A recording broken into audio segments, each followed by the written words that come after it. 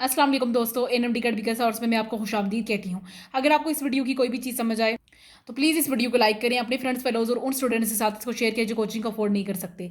इसके साथ ही अगर आप हमारे चैनल पे नए हैं तो प्लीज़ हमारे चैनल को सब्सक्राइब कर दें, साथ ही बेल आइकन के बटन को प्रेस कर दें ताकि आपको हर नई आने वाली वीडियो को नोटिफिकेशन सबसे पहले मिले। आज जो टॉपिक हम डिस्कस करने जा रहे हैं इसका नाम है hormonal control in male reproductive function. Male reproductive system में हार्मोन्स कौन कौन से हार्मोन्स रिलीज होते हैं। सबसे पहली बात कही जा रही है कि process of the spermatogenesis is controlled by the hormonal secretion from the hypothalamus and the pituitary gland. Hypothalamus और पिट्यूटरी ग्लैंड हमारे पास जो होती हैं वो स्पर्मेटोजेनेसिस यानी स्पर्म की प्रोडक्शन को कंट्रोल करती हैं मेल रिप्रोडक्टिव सिस्टम में। सबसे पहले हमारे पास गोनाडोट्रोपिक रिलीजिंग हार्मोन, इसके बारे में लिखा कि हाइपोथैलेमस हमारे पास क्या करता है, ब्रेन का एक पार्ट है हाइपोथैलेमस। उसके बारे में कहा जा रहा है कि वो हमारे पास गोनाडोट्रोपिक रिलीजिंग हार्मोन रिलीज करेगा।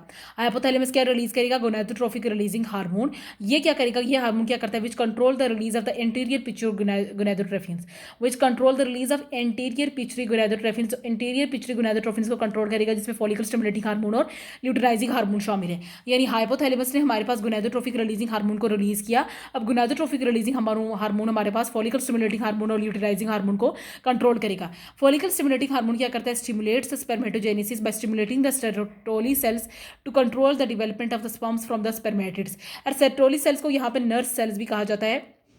पंजाब की बुक में मैंने कहीं लिखा पढ़ा था कि वहाँ पे लिखा था कि सेरोटोली सेल्स का दूसरा नाम जो वो नर्स सेल्स है, तो नर्स सेल्स के नाम से भी इसको लिखा जा सकता है कहीं पे। फॉलिकल स्टिमुलेटिंग हार्मोन क्या करते हैं, वो सेरोटोली सेल्स को स्टिमुलेट करते हैं ताकि वो स्पर्मेटोजेनेसिस कर सके, और फिर स्पर्मेटोजेनेसिस में क्या होता है कि स्पर्मेटिड से स्पर्म्स में कन्वर्ट करने का काम भी यही करते हैं। ल्यूटेनाइजिंग हार्मोन के बारे में लिखा हुआ कि लेडिक सेल्स को स्टिमुलेट करते हैं कि ये टेस्टोस्टेरोन को रिलीज करें, और टेस्टोस्टेरोन क्या करवाता है, हमारे पास जर्मिनल एपिथेलियम की ग्रोथ और डेवलपमेंट करता है ताकि वो स्पर्म्स बना सकें। इनहिबिन हार्मोन हमारे पास चौथा हार्मोन है जिसके बारे में लिखा कि ये सेरोटोली सेल प्रोड्यूस करते हैं और ये स्पर्म को कंट्रोल करने का काम करते हैं। अब सेरोटोली सेल क्या करेंगे, जब स्पर्म की काउंट ज़्यादा होगी, जब स्पर्म ज़्यादा अमाउंट पे मौजूद है तो इनहिबिन हार्मोन जो होता है वो रिलीज हो जाता है, और वो क्या करता है, वो फॉलिकल स्टिमुलेटिंग हार्मोन को भी कम कर देता है और हमारे पास गोनाडोट्रोपिक हार्मोन्स को भी कम कर देता है। हमारे पास फॉलिकल स्टिमुलेटिंग हार्मोन और गोनाडोट्रोपिक हार्मोन्स को कम कर देगा। जब स्पर्म की काउंट कम होगी तो ये दोबारा से इनहिबिन सिक्रेशन भी कम हो जाएगी। यानी अगर स्पर्म ज़्यादा है तो इनहिबिन ज़्यादा रिलीज होगा और फॉलिकल स्टिमुलेटिंग हार्मोन और गोनाडोट्रोपिक हार्मोन जो होते हैं वो हमारे पास कम हो जाते हैं। जब स्पर्म कम होता है तो इसकी सिक्रेशन भी कम हो जाती है, इनहिबिन हार्मोन की सिक्रेशन भी कम हो जाती है। तो ये वो चार हार्मोन्स है जो हमारे स्पर्मेटोजेनेसिस को कंट्रोल कर रहे होते हैं। इसके बाद हम मिसकैरेज को स्टडी करेंगे। मिसकैरेज के बारे में लिखा हुआ कि it is an act of giving the birth spontaneously to the foetus too premature to survive usually before the 28th week of the pregnancy. इसका कहने का मतलब ये है कि यानी 28th week of the pregnancy, जब अभी आपकी ग्रोथ और डेवलपमेंट बेबी की कंप्लीट नहीं हुई होती, उससे पहले जो है वो बेबी का डिलीवर हो जाना, उसको हम क्या कहते हैं, मिसकैरेज कहते हैं। मिसकैरेज में क्या होता है कि एम्ब्रॉय में इम्प्लांट नियर द सर्विक्स। एम्ब्रॉय की इम्प्लांटेशन अगर आप थोड़ा सा कंपेयर करके पढ़े तो आपको पता चलेगा कि इम्प्लांटेशन ऑफ एम्ब्रियो कहाँ पे होती है, इंडोमेट्रियम में होती है। और सर्विक्स हमारे पास क्या चीज़ होती है, ये नेक ऑफ द यूट्रस होती है। बजाय इम्प्लांटेशन किस में होने के, इंडोमेट्रियम में होने के, इम्प्लांटेशन कहाँ पे होती है, सर्विक्स के आसपास कहीं पे इम्प्लांटेशन हो जाती है। इन दिस कंडीशन जब प्लेसेंटा ग्रो करता है, इट मे एक्सटेंड पार्शली और completely across the internal cervical opening. इस कंडीशन में प्लेसेंटा क्या होता है, प्लेसेंटा हमारे पास वो एक कनेक्शन है, वो एक स्ट्रक्चर है जिसके जरिए से मदर टुवर्ड्स द बेबी हमारे पास न्यूट्रिएंट्स आते हैं, और डीऑक्सीजनेटेड ब्लड जो बेबी में मौजूद होता है वो मदर की प्लेसेंटा के जरिए से हमारे पास क्लीन होने का काम होता है उसमें। प्लेसेंटा वो स्ट्रक्चर है जो हमारे पास एक कनेक्शन है between the mother and baby toward for the nutrients और फॉर द गैशियस एक्सचेंज। तो कहा जा रहा है कि इस कंडीशन में ऐसा होता है कि फोइटस और प्लेसेंटा जैसे जैसे ग्रो करते जाते हैं, यूट्रस स्ट्रेच होता जाता है। The region of the placenta over the cervical opening may be torn and the haemorrhage may occur. अब इस कंडीशन में ये होता है कि जब यूट्रस स्ट्रेच होता है तो प्लेसेंटा क्या करता है, अपनी कवरिंग सर्विक्स के ऊपर बना देता है, जिसकी वजह से प्लेसेंटा टॉर्न हो जाता है यानी फट जाता है और हीमरहेज यानी ब्लीडिंग स्टार्ट हो जाती है। Secondly, the normally position placenta में tear away from the uterine wall accomplished by the haemorrhaging. या ऐसा भी हो सकता है कि नॉर्मल जो प्लेसेंटा रखा गया है वो भी टूट सकता है यूट्रन वॉल से और हीमरहेज यानी ब्लीडिंग स्टार्ट हो जाती है। प्री मिच्योर बर्थ, अब मिस कैरिज और प्री मिच्योर बर्थ में आपके पास डिफरेंस बताया जा रहा है। Remember that the live birth that take place before the expected date of the delivery is known as a premature birth, it is not the miss carriage.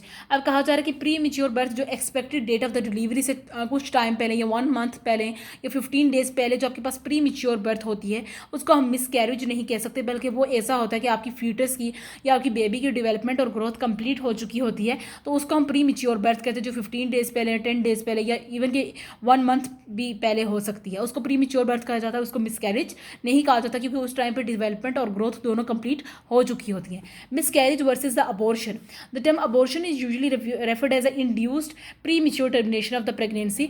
Term abortion और miscarriage में फ़र्क ये होता है कि abortion जो होता है, अबॉर्ट बेबीज़, अबॉर्शन जो होता है वो बेबी का खुद से मतलब आप करा सकते हैं कि ऐसा कुछ कंडीशंस वजह से आपके पास डाउन सिंड्रोम हो सकता है या फाइनेंशियल इश्यूज हो सकते हैं, उसकी वजह से आप उसे अबॉर्ट करवा सकते हैं। लेकिन मिसकैरेज जो होता है वो नेचुरल अबॉर्शन होता है, वो इसमें एज अ खुद से आप इसको नहीं करवा सकते। लेकिन मिसकैरेज जो है वो नेचुरल अबॉर्शन है, और अबॉर्शन जो है वो किसी डिजीज़ की वजह से या किसी फाइनेंशियल इशूज़ की वजह से खुद से करवाया जाता है। और मिसकैरेज आपके पास नेचुरल अबॉर्शन होता है। यहाँ पे एक अवेयरनेस लिखी है कि abortion is one of the most controversial issues associated with reproduction, it raises ethical issues. इसमें से एथिकल इश्यूज रेज होते हैं, जैसे कि abortion could be recorded as a murder. Murder जो होता है वो क्रिश्चियंस और मुस्लिम्स जो होते हैं उसको मर्डर के तौर पे लेते हैं। क्रिश्चियंस और Muslims believe that the soul is independent of the body and it enters the body at the time of conception. Conception के टाइम पे हमारे पास जो होती है वो सोल एंटर होती है बॉडी में। ये क्रिश्चियंस और मुस्लिम का बिलीफ है, इसलिए वो उसको मर्डर भी रिकॉर्ड कर सकते हैं। एक्स्ट्रा चिल्ड्रन में impose the severe financial stresses on the existing family. इस वजह से भी अबॉर्शन की एक मेजर रीज़न है हमारे पास एक्स्ट्रा चिल्ड्रन में impose the financial issues. Financial issues जो है वो हमारे पास अबॉर्शन की एक मेजर वजह है। Many abortions are carried out on the foetuses with disabilities.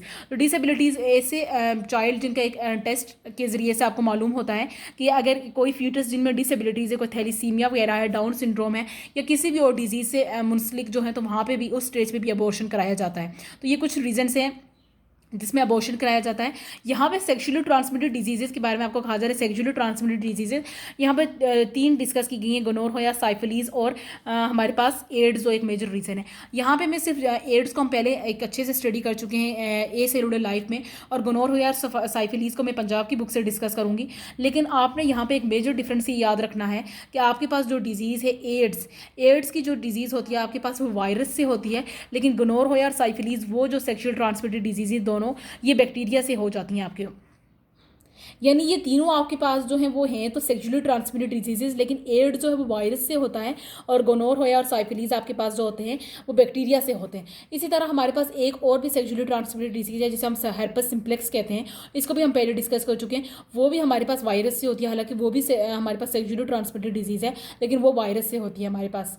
इसके साथ ही मैं अपनी वीडियो से इजाज़त लेना चाहूँगी। उम्मीद है आपको ये टॉपिक अच्छे से समझ आ गया है। फिर भी अगर आपको कोई चीज़ समझ नहीं आती तो आप उसे कमेंट सेक्शन में पूछ सकते हैं और अपनी राय का इजहार भी कर सकते हैं।